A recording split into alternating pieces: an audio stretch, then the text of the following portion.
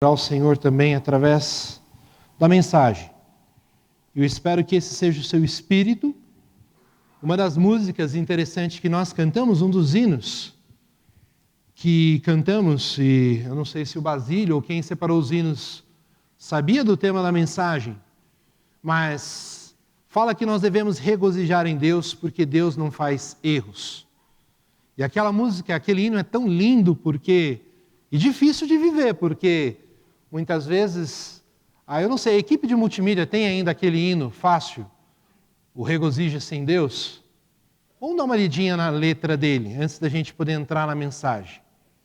Porque, dá uma olhadinha no Deus nada faz sem um plano ou razão, quando prova seu servo e lhe dá formação. Mais uma, dá graças a Deus quando o teste se faz, em trevas nos dá a sua paz. Eu não sei como foi a sua semana, eu não sei quais foram as lutas que Deus te deu, mas algumas vezes a gente passa por trevas e por lutas, por dificuldades talvez que são tão difíceis, que muitas vezes nos fazem desanimar. Mais uma, pode colocar, regozija-se em Deus e erros Ele não faz.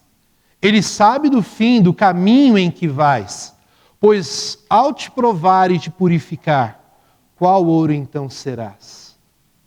Deus está no trabalho. Obrigado, pode voltar lá para a projeção. Dificuldades todos nós temos. Lutas todos nós temos. E um dos nossos personagens que nós já estamos estudando é justamente Jonas. E quando nós começamos a estudar Jonas, nós lembramos lá no capítulo 1, não é? Não vamos fazer a recapitulação dele, mas o alvo hoje é nós estudarmos e reconhecermos que ao Senhor pertence a salvação. Que é do Senhor quem vem o auxílio, a ajuda no meio das dificuldades.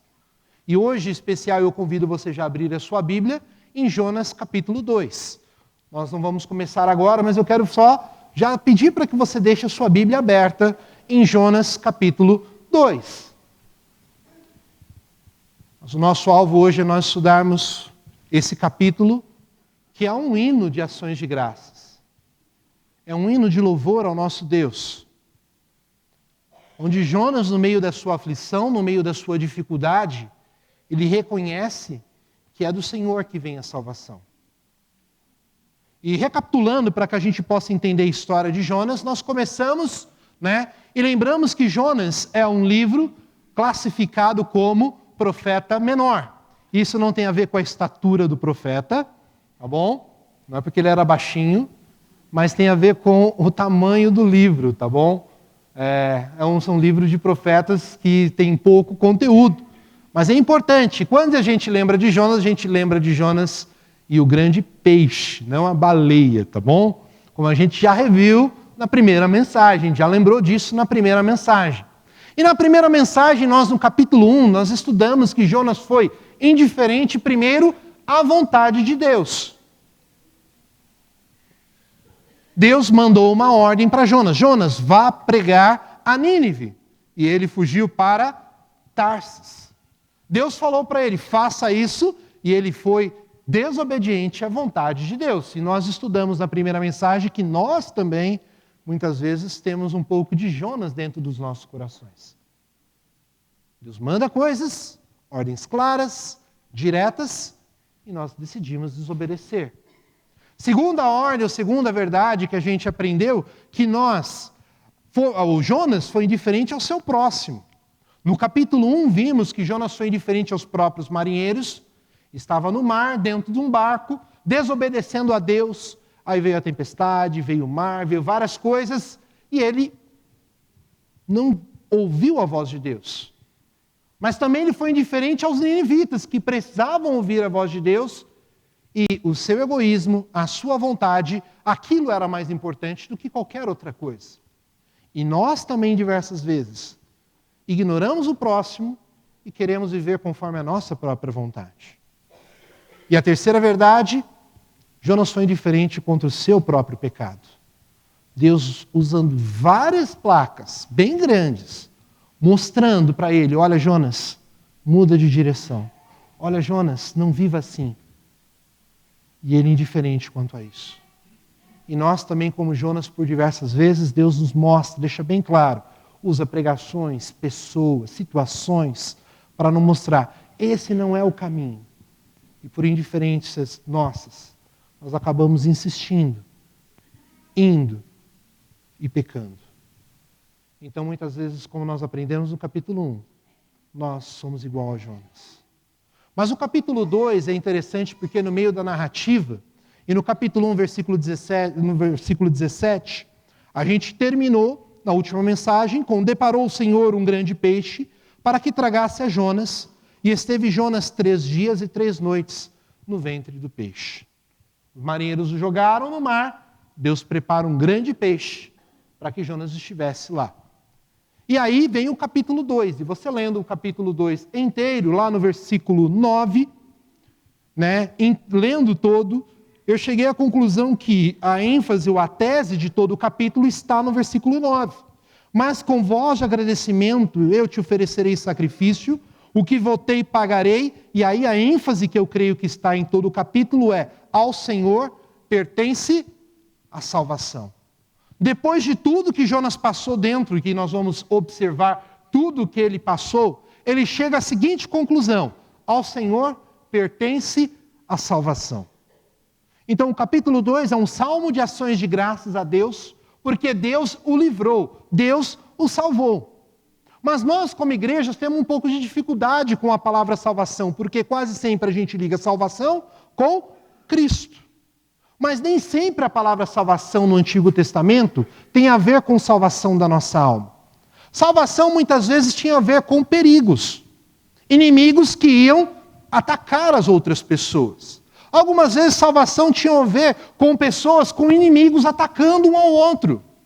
Antigamente não tinha polícia. Eram cidades abertas ou com muros. E vinha um inimigo e ia atacar o outro.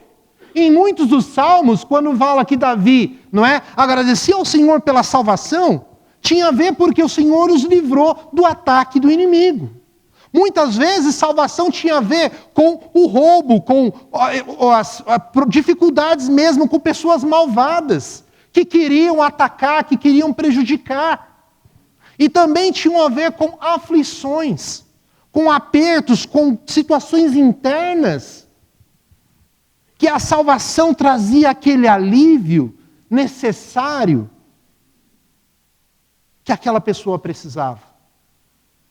E quando a gente pensa que Jonas estava dentro de um grande peixe, e a gente pensa, Jonas é pequenininho e o peixe é grande.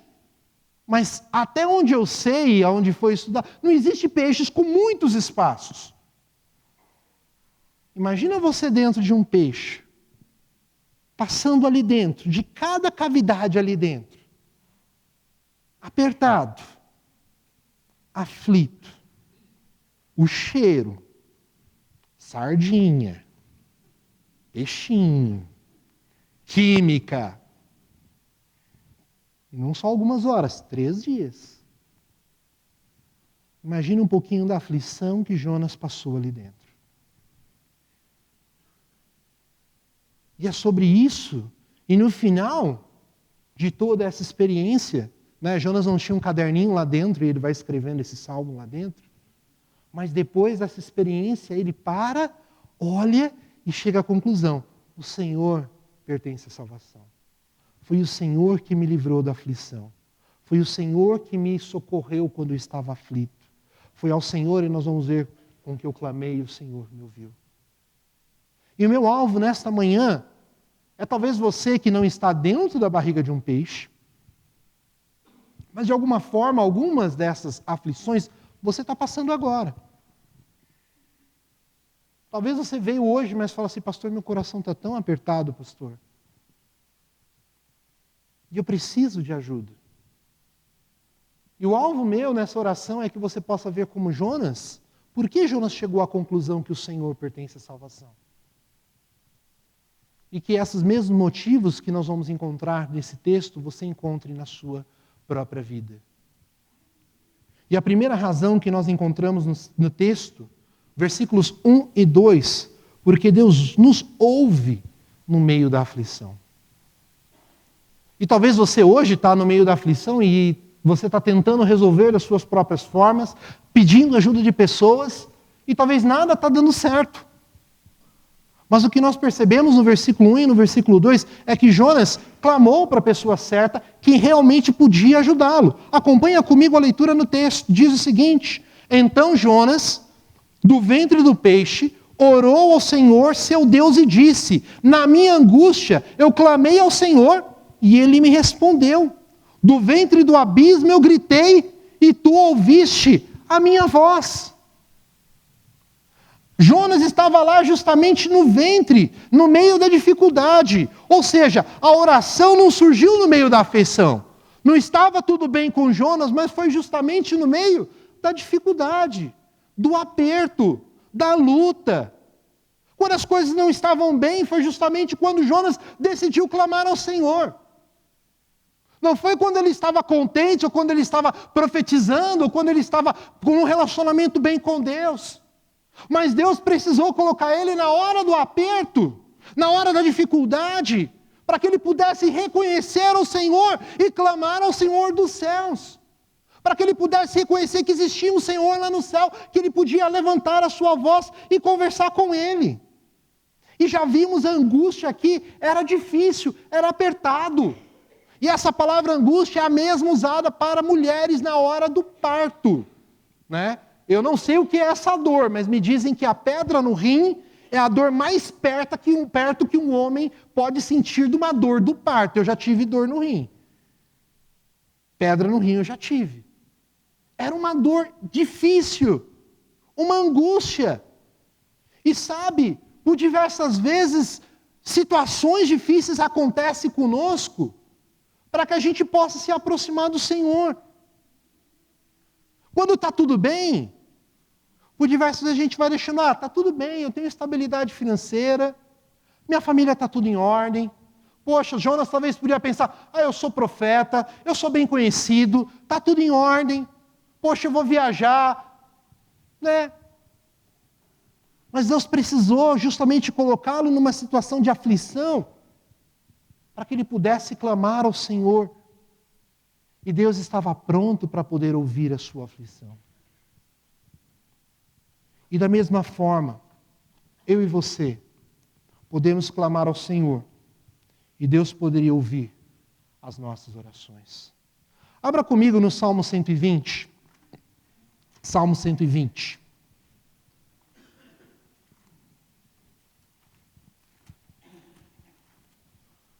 Esse Salmo 120 ele é conhecido como um salmo de degrau. É novamente um dos salmos que aparecem na Bíblia, e ele, junto com o Salmo 134, é um salmo utilizado para que quando o povo de Israel vai orar, ou quando ele ia, durante os dias de festas, durante a Páscoa, Pentecostes e Tabernáculo, enquanto eles iam adorar ao Senhor, eles iam cantando esse salmo. Mas vamos lá no versículo 1, olha só o que diz o Salmo 120, versículo 1. Na minha angústia, eu clamo ao Senhor, o que Deus faz e Ele me... O povo de Israel estava indo adorar ao Senhor. E ele já começa o Salmo dizendo, na minha angústia eu clamo ao Senhor e Deus me ouve. E olha só o contexto do Salmo. Senhor, me livra de quem? Dos lábios mentirosos, da língua enganadora. E aqui o contexto era, enquanto o povo de Israel ia adorar o Senhor, pessoas levantavam e diziam, mas por que esse povo está indo lá para Israel? Por que esse povo está indo adorar a Deus lá no tabernáculo? Que povo que não tem o que fazer, né? Por que eles estão indo fazer isso? E isso gerava ali dentro do coração deles uma angústia. E esse tipo de salmos ajudava a poder se fortalecer e dizer, não, eu vou continuar adorando ao Senhor, eu vou buscar o Senhor.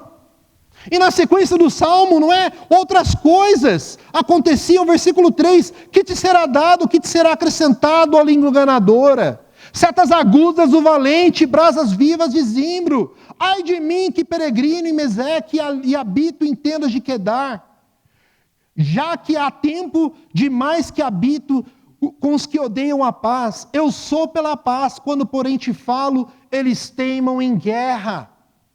Enquanto eles estavam indo adorar a Deus, pessoas iam contra e queriam arranjar guerra, falando, não, nós vamos continuar adorando a Deus. É um tempo de paz, é um tempo de adoração, é um tempo de Deus. E mesmo que os outros queiram guerras com nós, não, nós vamos para a paz, porque o nosso foco é o Senhor. E por isso eu clamo ao Senhor. Meu coração está angustiado, Senhor. Por favor, ouve a nossa oração.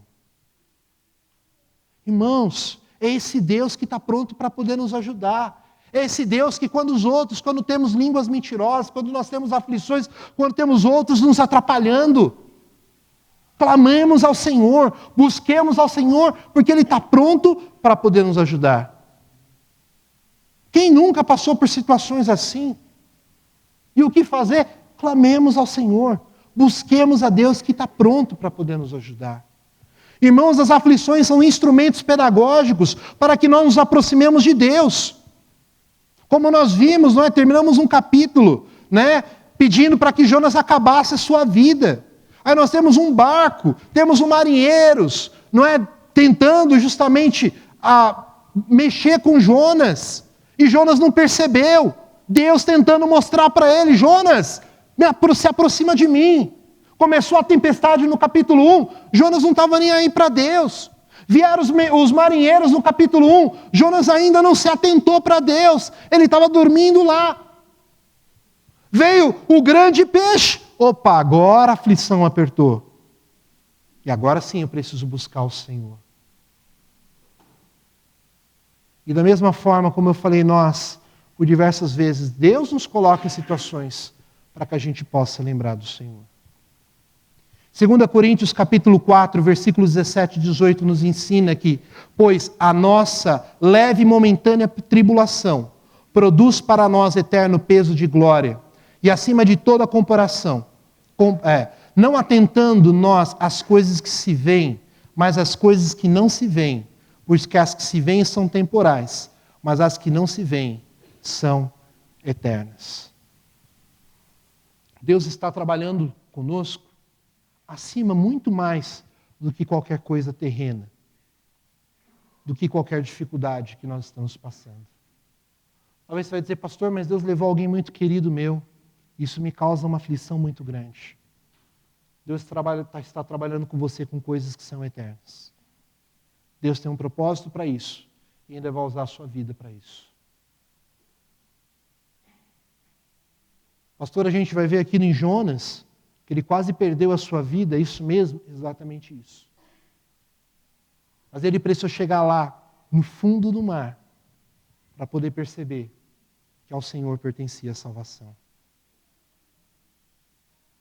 E diversas vezes a gente precisa passar por algumas dificuldades para que a gente possa entender todo o plano de Deus.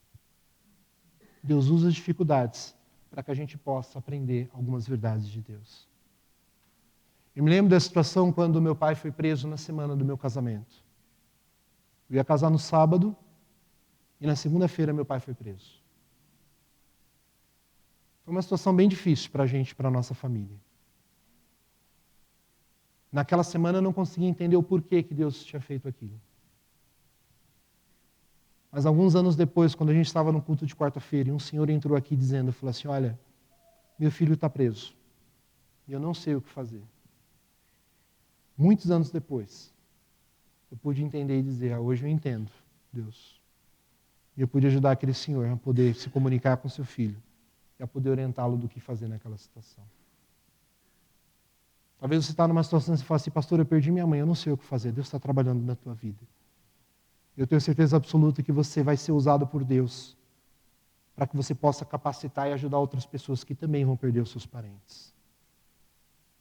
Talvez você está passando por um problema de saúde. E Deus, eu tenho certeza absoluta que está te ensinando e vai te capacitar para você ser uma bênção na vida de outras pessoas. Talvez você está passando por um problema de casamento. Uma dificuldade grande no seu casamento.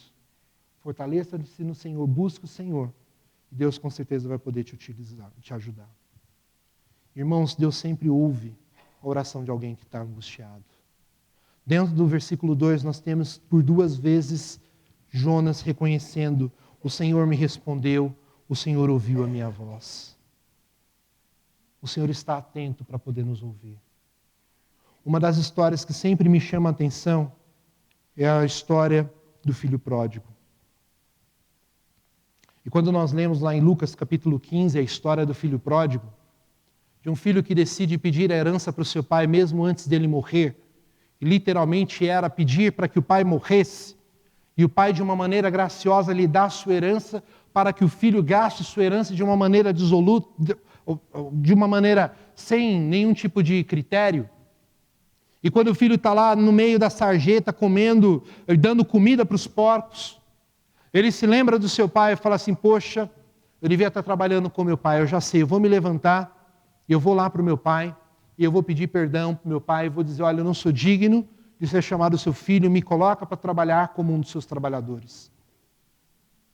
Mas um dos versículos que mais me chama a atenção é justamente Lucas capítulo 15, versículo 20. O texto diz, e levantando-se foi para o seu pai. Vinha ele ainda de longe quando seu pai o avistou, e compadecido dele, correndo o abraçou e o beijou.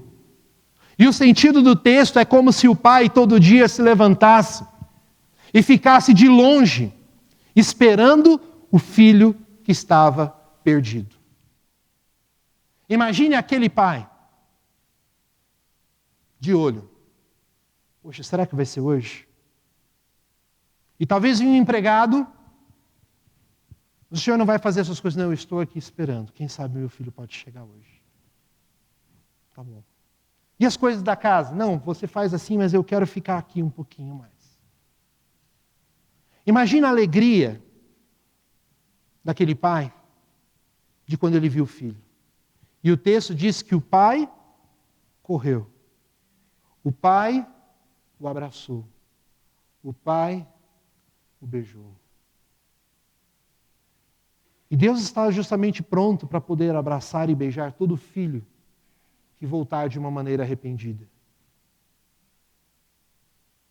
Deus diz que o pai está pronto para poder ouvir toda a oração do filho que está em situação difícil e que busca o arrependimento e o perdão.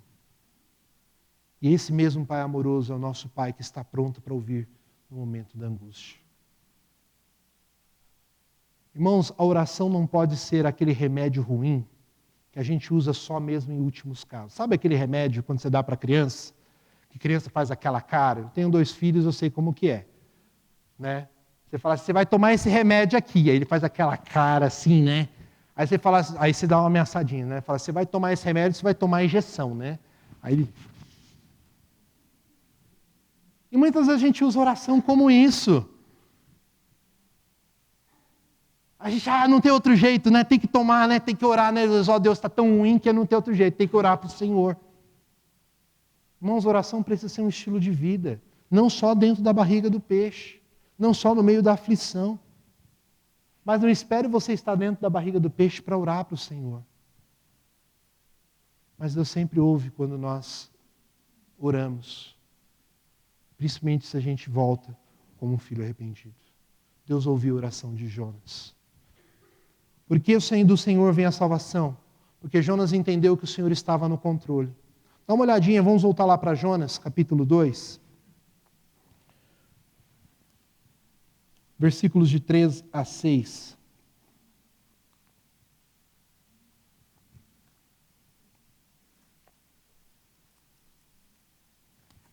Jonas capítulo 2, versículos de 3 a 6. O texto diz o seguinte: Pois me lançaste no profundo do coração dos mares, e as correntes das águas me cercou. Todas as tuas ondas e as tuas vagas passaram por cima de mim. Então eu disse, lançado estou de diante dos teus olhos, tornarei porventura a ver o teu santo templo? As águas me cercaram até a altura do abismo, me rodeou e as águas se enrolaram na minha cabeça. Eu desci até os fundamentos dos montes, eu desci até a terra cujos ferrolhos se corroeram sobre mim para sempre. Contudo, fizeste subir da sepultura a minha vida, ó Senhor meu Deus. Eu não sei se você consegue perceber nesse texto, mas Jonas consegue reconhecer quem o jogou no mar. Ele consegue reconhecer que, conforme o versículo 3, perceba, pois me lançaste no profundo. No coração dos mares e as correntes das águas me cercaram. Todas as tuas ondas e as tuas vagas passaram sobre mim. Jonas, de alguma forma, reconhece que Deus estava no controle. Você não vê Jonas aqui reclamando: ó Deus, por que você fez isso comigo? Deus, poxa, eu fui profeta, eu clamei ao Senhor da primeira vez do jeito que o Senhor pediu.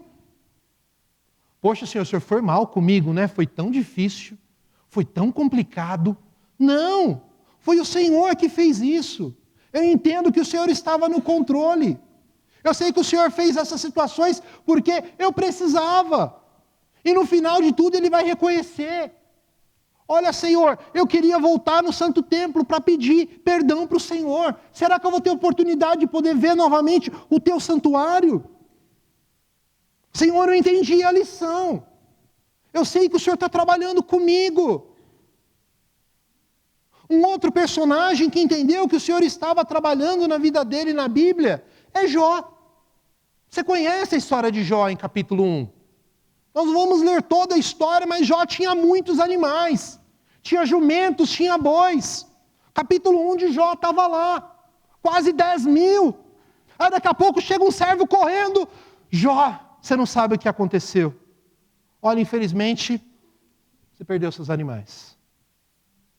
Jó, tá bom, tudo bem. E daqui a pouco chega um outro servo correndo. Olha, Jó, você não sabe da notícia que eu tenho para você. O que aconteceu, meu servo? Olha, não foram só os seus animais, não. Sabe suas ovelhas, quase aquelas 3.000 que você tinha, para até mesmo você preparar seu sacrifício e tudo mais? Perdeu tudo. E seus servos também que estavam cuidando delas, olha, tudo virou pó. Caiu um raio do céu. Não foi ninguém não, tá? Ninguém envenenou. Caiu um raio do céu, já, você acredita? Acabou tudo. Pouco tempo depois chega um último servo, talvez triste, cabisbaixo. Jó, espero que o teu dia esteja sendo bom, viu? Porque eu não te trago tão boas notícias. Vem um vento dos 4 cantos da casa. Sabe aquela festa que estava tendo na tua casa? Onde teus filhos estavam lá, tua família, tua esposa. Vem um vento, caiu a casa e acabou com tudo. Sabe sua casa? Acabou. E o texto diz que Jó se levanta. E no versículo 21 do texto, ele disse: eu nu saí do ventre da minha mãe, e eu nu voltarei. O Senhor deu, e o Senhor o tomou. Bendito seja o nome do Senhor.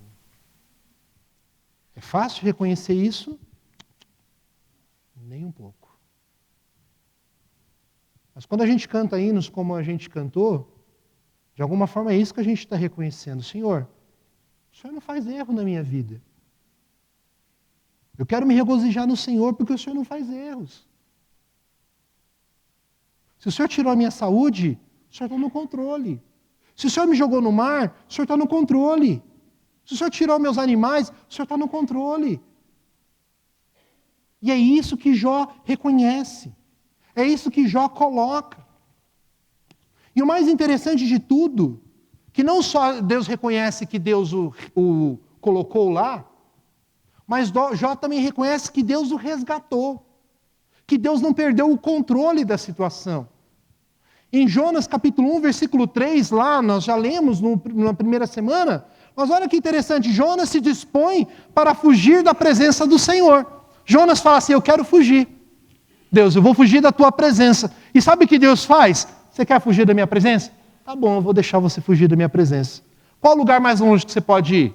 Tá bom, você quer fugir? Vá lá para o fundo do mar. E Deus permite que ele vá lá para o fundo do mar, como a gente viu no versículo 4 a 6. Versículo 4. As águas me cercaram até as águas, eu fui no abismo, me rodeou. Tu me fizeste subir à sepultura e à vida, no versículo 6. Deus permite com que Jonas fosse aonde ele pediu, mas Deus fez Jonas subir da sepultura à minha vida. Deus permitiu que Jonas fosse até onde ele queria. Mas mesmo lá, Deus ainda estava no controle. Diversas vezes nós também, como cristãos, tomamos decisões que não são boas. Diversas vezes nós, como cristãos, decidimos caminhos errados para as nossas vidas. Diversas vezes a gente decide pecar. Eu quero fazer isso porque eu gosto, porque é minha decisão, eu sou rebelde, e é isso que eu quero para a minha vida. E algumas vezes Deus vai dizer, ok, eu vou permitir. Mas mesmo não importa o abismo que você esteja, não importa o buraco que você esteja, não importa a luta que você esteja passando, ainda lá, Deus tem o poder de poder te resgatar. Deus ainda continua no controle lá. E Ele está pronto sempre para que você possa buscá-lo e poder resgatá-lo. E o que a gente vê justamente nesse texto é que o desejo de Jonas, e a pergunta que ele faz no versículo 4, eu tornarei porventura a ver o teu santo templo? Era um desejo de Deus já trabalhando no seu coração a dizer, será que eu vou ter oportunidade de poder pedir perdão para o Senhor? Será que eu vou ter oportunidade de poder apresentar um sacrifício de holocausto pelo pecado que eu havia feito? Deus já estava trabalhando no coração de Jonas, lá dentro do grande peixe, para que ele pudesse perceber. E o último ponto, porque do Senhor vem a salvação? Porque Ele é tudo, ela é a fonte de tudo aquilo que a gente precisa. Quando a gente passa por dificuldades e lutas, a gente tenta resolver as coisas por nós mesmos. Ah, pastor, eu vou buscar os melhores médicos. Estou com problemas de saúde. Devemos. Deus é quem dá todos os recursos para a gente. Aí eu vou buscar a filosofia. Mas o Senhor precisa ser a fonte de tudo aquilo que a gente precisa. Reconhecer que é do Senhor que vem tudo que a gente tem. E é isso que Jonas... E eu consigo perceber no texto pelo menos duas coisas que Jonas precisava e ele encontrou. A primeira coisa que ele precisava era de esperança. Se coloca no lugar de Jonas.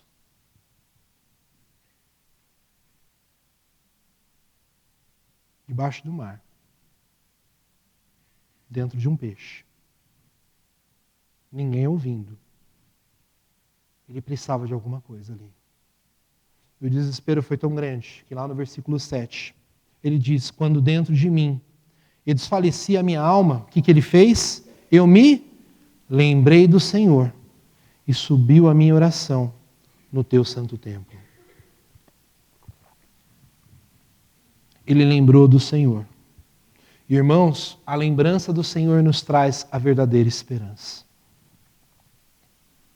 Nós estávamos conversando hoje de manhã na mesa sobre a importância com os nossos filhos de memorizar versículos. Porque através da memorização a gente vai poder lembrar de quem Deus é, do que Ele fez.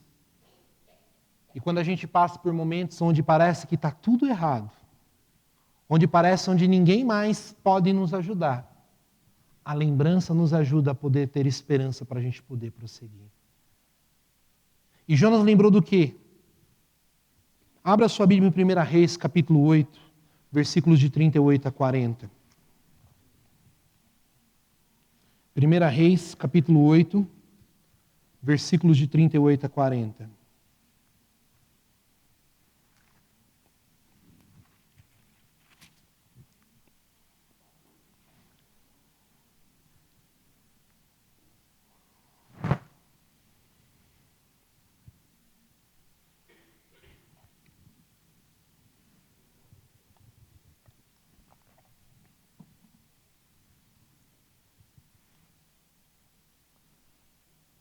Primeira Reis, capítulo 8, de 38 a 40, diz, toda oração e súplica que qualquer homem ou todo o teu povo de Israel fizer, conhecendo cada um a chaga do seu coração, estendendo a mão rumo desta casa, ouve tu nos céus, lugar que tu habita, da tua habitação, perdoa age e dá a cada um segundo todos os teus caminhos, já que lhes conheces o coração, porque só tu és conhecedor do coração de todos os filhos do homem, para que temam todos os dias os que vivem na terra que deste aos nossos pais.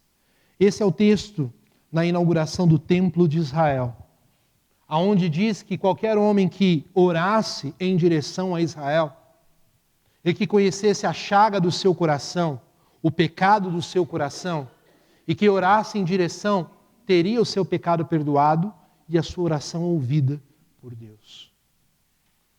E foi justamente isso que Jonas lembrou. E foi justamente isso que trouxe esperança para Jonas. Jonas lembrou: quando minha alma desfaleceu, eu lembrei do Senhor e subiu a minha oração em direção do teu santo templo. Hoje nós não precisamos fazer orações mais para o santo templo, porque Jesus morreu na cruz e é o nosso intercessor diante do Pai. E a gente pode ter a certeza que a nossa intercessão em nome de Jesus chega ao Pai através da pessoa de Cristo. Mas ele precisava de esperança.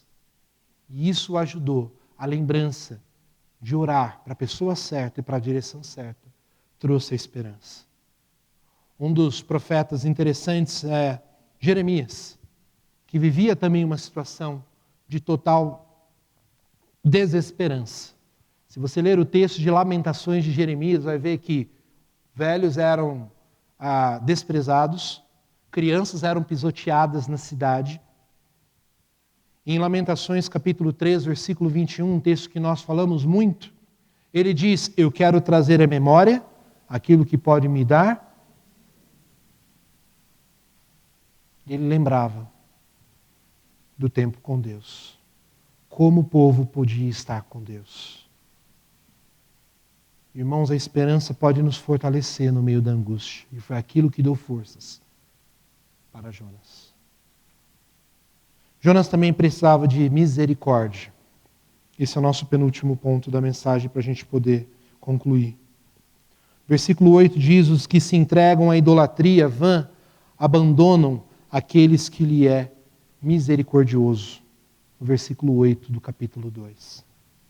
O que Jonas está aqui contrabalanceando era: olha, todo aquele que segue a idolatria ignora toda a misericórdia que Deus dá.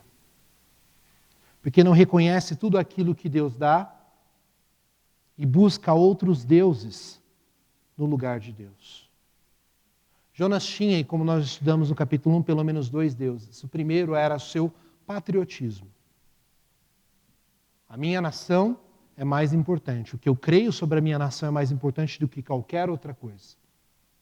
O meu partido é mais importante do que tudo. Os ninivitas são outras nações, eles são malvados, eu não concordo com eles, eu não quero saber deles, o que é importante é o que eu creio, é o que eu sigo. Eu prefiro que eles morram, porque eu sou fiel ao meu partido. E era literalmente o que Jonas colocou aquilo como um ídolo para ele. E o segundo era a sua reputação. Que imagino o que eles vão dizer como eu, como profeta, pregando lá. E Jonas precisou quebrar esses 2 ídolos do seu coração, para que ele pudesse se entregar para a misericórdia de Deus. E quando ele se entregou para a misericórdia, Deus ouviu a sua oração. Irmãos, Deus ouviu, foi misericordioso e ajudou Jonas. Mas quando eu penso sobre as aplicações da nossa vida, talvez nós tenhamos ídolos nos nossos corações que precisam ser quebrados para que a gente possa desfrutar da misericórdia de Deus. E áreas que talvez a gente diga: eu não abro mão disso. A gente precisa avaliar e dizer: não, Deus, eu quero entregar isso para o Senhor. Eu quero que isso seja, o mais importante seja o Senhor na minha vida, não essas coisas. E quando a gente fizer isso, a gente vai ser alvo da misericórdia de Deus. E quando Jonas chega no final, e o versículo 9 é o último versículo que eu quero concluir esta mensagem. No final de tudo, quando Jonas cuida, quando Jonas reconhece que o Senhor pertence à salvação, ele toma 3 decisões na vida dele. O Senhor cuidou de mim, o Senhor me protegeu, O Senhor é a fonte de tudo aquilo que a gente precisa. O Senhor está no controle de todas as situações. O Senhor ouve a minha oração. Baseado nisso, eu vou ter 3 atitudes. A primeira atitude, eu vou ser grato ao Senhor. Com voz de gratidão. Ele escreveu esse salmo. E quando a gente reconhece que Deus cuida da gente, como é que foi sua semana? Você consegue perceber que Deus tem cuidado de você? Que Deus te deu a saúde, talvez não seja a melhor de todas, mas você está aqui hoje, não está? Talvez a proteção, talvez você quase foi assaltado essa semana, mas você está aqui hoje, não está? Mas qual é a sua atitude diante disso, reconhecendo que Deus tem cuidado de você? Talvez você não seja um poeta que escreva um salmo de gratidão. Mas como você tem sido grato ao Senhor? Só reclama? Ou tem uma atitude de gratidão? Segunda decisão que ele teve foi oferecer sacrifícios ao Senhor. Naquela época, era o que ele podia fazer, porque era onde ele ia ao templo para pedir perdão pelos seus pecados. Mas talvez essa manhã você tenha que avaliar a tua vida e dizer, olha Deus, eu preciso reavaliar mesmo. Essa semana eu tenho atitudes aqui que eu preciso reavaliar, ídolos do meu coração. E você não vai precisar ir lá para Jerusalém. Hoje você pode clamar ao Senhor, pedir perdão ao Senhor, conversar com Ele e dizer, Senhor, eu quero oferecer sacrifício ao Senhor, colocar minha oração no teu altar e me acertar com o Senhor. Porque foi essa atitude que Jonas teve. E eu quero cumprir votos. Jonas era um profeta. E no capítulo 3 nós veremos numa próxima mensagem que Deus vem por uma segunda vez a Jonas com a mesma proposta para pregar.